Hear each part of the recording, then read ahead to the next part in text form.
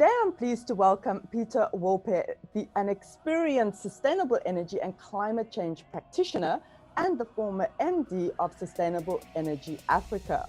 Welcome, Peta. Thank you.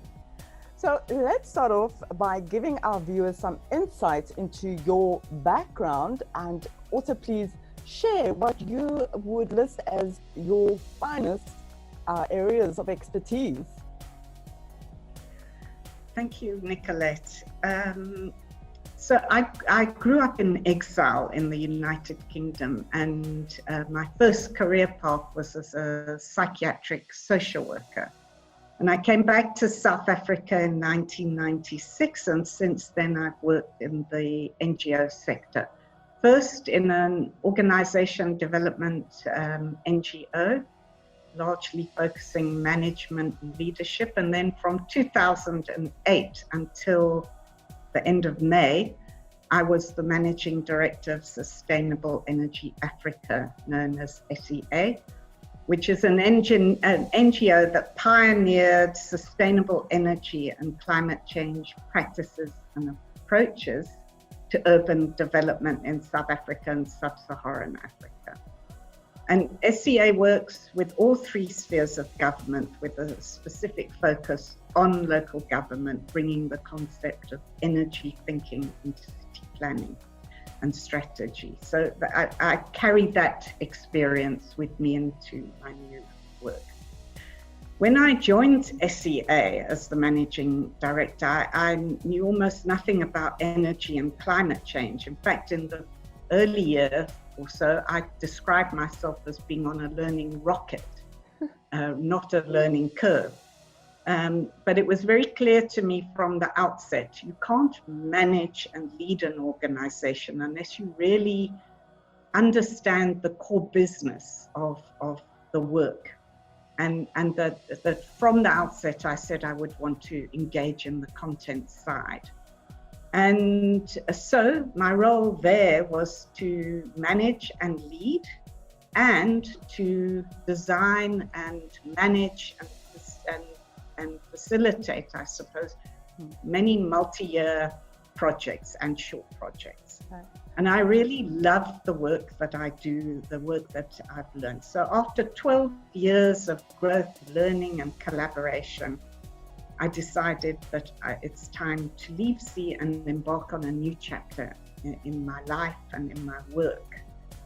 And to that effect, I'm going to focus on the content side of the work. And as you said, I'm a sustainable energy and climate change practitioner, a bit of a mouthful. So my focus areas, I had a broad experience at SEA. But I suppose what I really want to do in this last chapter, I guess, of my working life is to contribute to building a sustainable future. So I'm very concerned about the whole idea of a just transition, energy poverty, gender and climate change issues generally. I love working with people. I love building capacity and learning from them and facilitating conversations and research. So I want to think and do outside of the box to contribute to make some contribution. But yeah. I'm sure that your contribution is going to be felt in the communities where it is most needed. And so as you embark on this new chapter in your life, during a time when we have this global pandemic, how has COVID-19 affected you personally, and how has it affected work environments? So I consider myself extremely fortunate. I've got good access to internet. I've got a computer, and I've been able to create a little office corner in the space where I live. And how has it affected me? Again, I think I'm privileged, I'm lucky, but I miss walking on the mountain. I miss being able to go where I want to, when I want to, go to to the beach and have a swim in the cold ocean. But I've been quite warmed by a sense of community during the lockdown level 4, where in the neighborhood, many people were on the streets during the exercise time and not in their cars and not behind walls. And that was lovely. I hate wearing masks, and I'm a sociable person, so I've missed that. Where it's affected me is that I'm deeply concerned by the economic impacts of virus and the lockdown, particularly in our country, and particularly on the livelihoods of poor people. And yeah, that's a great stress and worry for me. I don't think that the work that I do, or the work when I was still at SEA during the lockdown, was terribly affected, because we were able, and I am able, to work virtually, and it's not like running a restaurant or other businesses where you simply cannot function. So as you've mentioned, there is a huge economic concern with the lockdown, not only in South Africa, but all countries. So do you think that COVID-19 will also have a negative impact on the role that organizations play in addressing energy poverty, and especially in terms of the social distancing that we now have to implement? I think one of the opportunities that have come out of COVID is that it's forced all of us to think a bit differently and act a bit differently. Maybe not all of us, but a lot of people, even though some of the restrictions have been enforced. But I think the crisis is an opportunity to work towards a more sustainable future. And I've thought about, if you look at the renewable energy development that is happening globally, and in our country, we're seeing changes in the regulatory space, the costing. There are discussions to enable local government to enter the renewable energy space. I think that at a national level, there's a realization that the energy transition is inevitable. But it has to be done in a way that addresses the country's challenges of unemployment, inequality, and poverty. And that's where the impact of the closing of the economy, the lockdown, has hit really the hardest. And that's why these concepts of a just transition are critical, really taking into consideration the plight of the poor. But it is also why we've got to build capacity of everybody involved in this process. So I don't just mean government officials, where SEA's work was focused, or is focused rather, but we need to work in this collaboratively and holistically, without blinkers.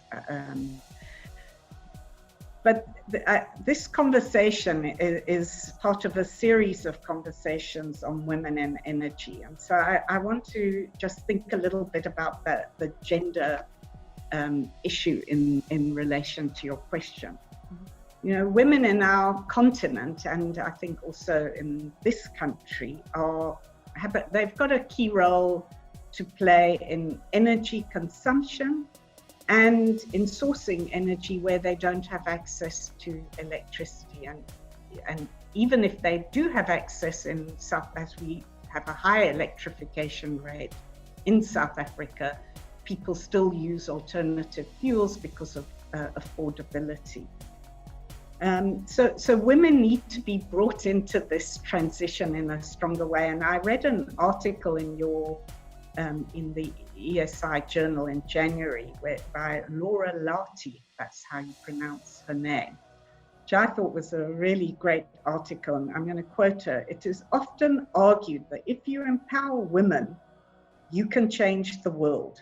And I often find myself questioning why so many women are not as recognized as men broadly. And if you look back over history, the role that women have played, they've been extraordinary roles. And yet gender differences prevail despite media articles that you show, or doing this series, or academic research, the feminist movement, and social movements. So it's really critical that the gender element is as mainstreamed as climate and energy get mainstreamed into all areas of planning. So now I want to answer your question.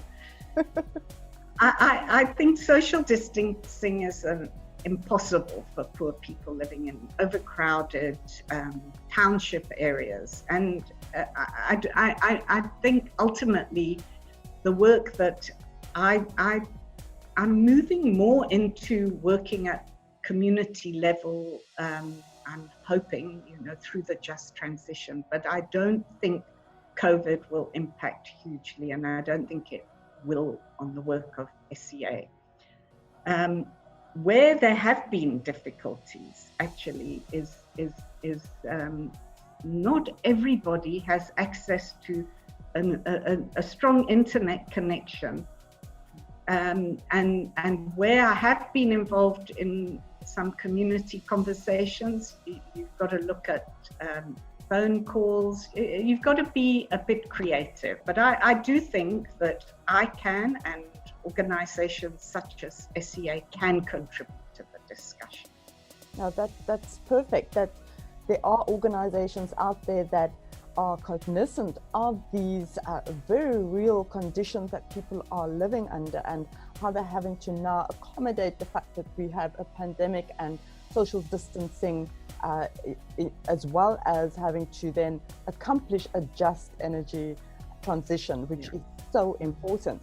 So how do you then keep your energy levels motivated and because this is a time when we all need to take into account that we're going to be more tired. So how do you then still achieve everything in the day that you need to achieve? Yeah, it's a good question. Well, I think all your questions are great. I forgot to mention in your first question, the one where how does it impact on you, the COVID, and actually the one's working day when you can work somehow doesn't end in the way it would when you went to the office. And I think it's really important to have space and to do things that feed your soul. Otherwise it becomes an unending work. I also think some of the meetings, you almost have more meetings now than before. But I do think that what can keep your energy levels is that there is an opportunity here for us to revisit what we do, how we do it, and how we think about what we're doing. So it's interesting that prior to COVID, I was at a conference last year, and I just thought we're all saying there's a major climate crisis and we must act, and we must act now. But getting from that statement to the doing is the big problem. And I think there is a lot happening on the ground. It's amazing people working in this field. But something's got to shift, and I really think if you look at what can you do, that also will keep energy levels high. And what can we learn from the way we've been operating that can change what we do into the future? And that also, it's not about feeling, this expression sometimes people use, same old, same old. I think what will really fire our energy is to think new. What can we do? How can we use the crisis, the fear, the unknown to change? Yeah. And I think it's in that change that we will see a lot more progress happening in the energy sector, along with bringing women to the fore in terms of being on board, having that say in not only energy but water as well. So, Peta, tell me, what is the mantra or quote that you live by? So I think I'm a person that will take risk. So I don't stay set in my ways because that's comfortable. And my mantra out of COVID in a way, and in changing my work from a secure employed place to less secure, is really about new ideas, positive outlook, and a connection with nature, actually. And I want to just end with two quotes that have significance for me. The one is by Goethe, which says, "Knowing is not enough, we must apply. Willing is not enough, we must do." And that stuff goes to my heart.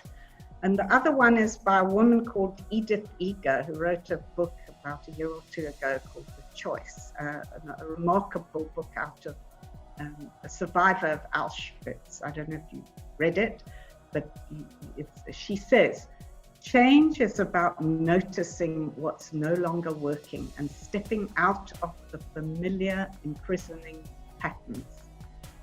I'll definitely put that book onto my to-do list of reading. Yeah, it's a fantastic book. Very, very inspiring. So Peta, thank you so much for joining me today and sharing your wonderful personal insights. And thank you to our viewers for watching.